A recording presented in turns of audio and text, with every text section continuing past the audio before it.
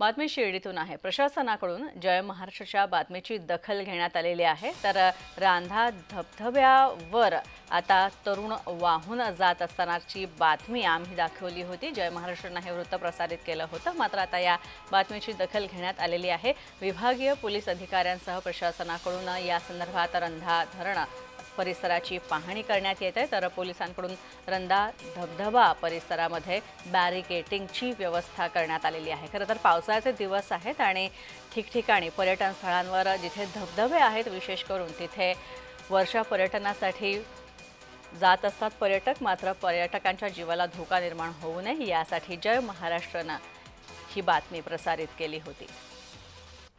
तो धबधबा क्रॉस केला असं धाडस केलं होतं, तर थोडीशी चूक झाली असेल तर पुढच्या धबधब्यामध्ये वाहून जायची शक्यता होती। या दृष्टीने तिथे बॅरिकेडिंग उभारणं त्याचं नियोजन केलेलं आहे। तसेच सर्व पर्यटक यांना सुद्धा आवाहन आहे की पावसाचा जोर जोरात आहे आणि पाण्याचा प्रवाह सुद्धा जास्त आहे।